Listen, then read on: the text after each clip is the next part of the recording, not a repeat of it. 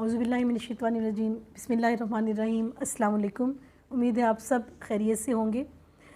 پچھلے لیکچر میں ہم نے 273 تک آیات کو مکمل کیا۔ یہاں پہ 273 تک آیات میں جو ہے یہ بتایا گیا تھا 272 273 آیات میں کہ جو ہے صدقات جو ہیں وہ آپ نے مستحق ترین لوگوں کو دینے ہیں، وہ لوگ جو دین کی راہ میں جنہوں نے ڈیووٹ خود کو کر دیا ہے اور جنہوں نے ایسی ڈیوٹیز لے لی ہیں کہ ان کے پاس اپنی روزی کمانے کا وقت نہیں ہے۔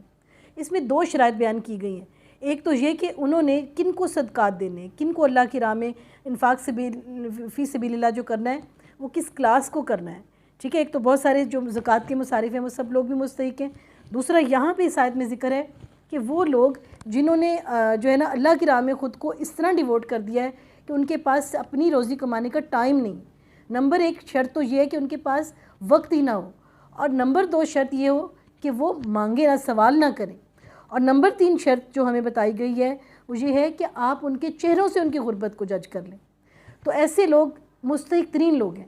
اب اس آیت کا جو ہے فائدہ اٹھاتے ہوئے، استعمال کرتے ہوئے بہت سے ادارے اور مدرسے جو ہے نا وہ صدقات اکٹھا کرتے ہیں، ڈونیشن مانگتے ہیں۔ پھر کیا ہوتا ہے کہ اس سے کچھ ایسے بھی لوگ ہیں جنہوں نے اپنی پراپرٹیز بنا لی، اپنی جائیدادیں بنا لی ہیں، جبکہ ایسے جو ڈونیشن ہیں جو اللہ کے راہ میں خود کو ڈیووٹ کرنے کی وجہ سے لیے جا رہے ہیں، اس کی 3 شرائط بھی ہیں۔ ایک تو اپنی روزی کمانے کا وقت ہی نہیں ہے، دوسرا کیا ہے کہ جو ہے ایسے لوگ مانگتے نہیں ہیں، لوگوں کے آگے ہاتھ نہیں پھیلا رہے ہیں، تیسرا کیا ہے کہ یہ اپنے چہرے سے مستحق لگ رہے ہیں۔ تو اسلام جو ہے یہ ہرگز اجازت نہیں دیتا کہ کسی بھی ایسے جو ہے نا اس آیت کے استعمال کرتے ہوئے جو ہے اپنی جائیدادیں بنا لی جائیں۔ یہ وہ لوگ ہیں جن کو ہم نے ایسے چیریٹی یا ڈونیشن دینے ہیں جو صرف سبسسٹنس لیول تک ہیں، یعنی جو اپنا صرف گزارا کرنے کے قابل ان کو کرنے کے لیے جو ہے نا وہ یہ ہے کہ وہ دینے ہیں۔ یہ نہیں ہے کہ اس پر لگژریز میں جایا جائے یا پھر پراپرٹیز ہی بنا لی جائیں۔ تو کیونکہ معاشرے میں اتنے غریب لوگ ہیں، صدقات تو سارا کا سارا ان سب کا حق ہے جو مستحق ترین ہے، اور یہی وہ تقویٰ ہے کہ جو اداروں کے اندر بھی ہونا چاہیے اور ڈونیٹ کرنے والوں میں بھی ہونا چاہیے کہ ہم نے کس کو ڈونیٹ کرنا ہے، ہمیں مستحق لوگوں کو پہچاننا ہے۔ اور اس چیز کی بہت ہی زیادہ اہمیت ہے کہ جو لوگ سوال نہیں کرتے، تو جو لوگ مانگتے ہیں اپنے پاس وسائل ہونے کے باوجود، احادیث کی روح سے کہ جو اپنے پاس جس کے پاس اتنا سامان ہو کہ وہ اس کی کفایت کرتا ہو، اور وہ لوگوں کے سامنے جب سوال کرتا ہے تو ایسے لوگوں کو جو ہے قیامت میں اللہ تعالیٰ معاف نہیں کرے گا۔ ایسے لوگوں کے بارے میں نبی پاک صلی اللہ علیہ وسلم نے فرمایا کہ ان کے چہرے پر زخم ہوں گے۔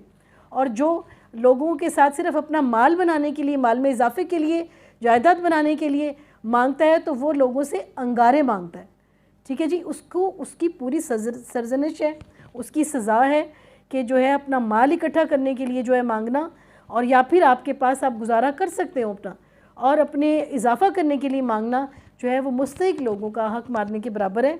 اور اسلام میں ایسی بھیک مانگنے کی یا مانگنے کی گداگری کی شدید مذمت ہے۔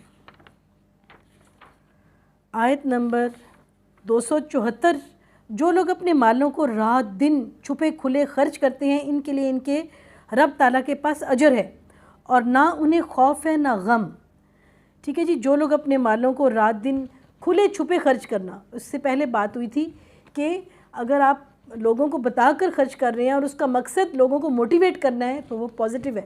ظاہر ہے کچھ چیزیں ہیں کہ جو آپ جب اس کو اوپن کرتے ہیں تو وہ چیز پھیلتی ہے، لوگ موٹیویٹ ہوتے ہیں۔ اس نیت سے کسی چیز کو اوپن کرنا تو یہ ایک پازیٹیو چیز ہے، اور چھپ کر کرنا کہ کسی کی عزت نفس مجروح نہ ہو، اس کا الگ مقام ہے، اس کا الگ ہے۔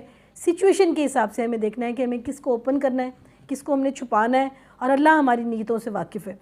تو جو لوگ اپنے مالوں کو خرچ کرتے ہیں اس کے لیے کیا کہا گیا ہے قرآن پاک میں؟ ان کے لیے ان کے رب کے پاس اجر ہے، یعنی ریوارڈ ہے۔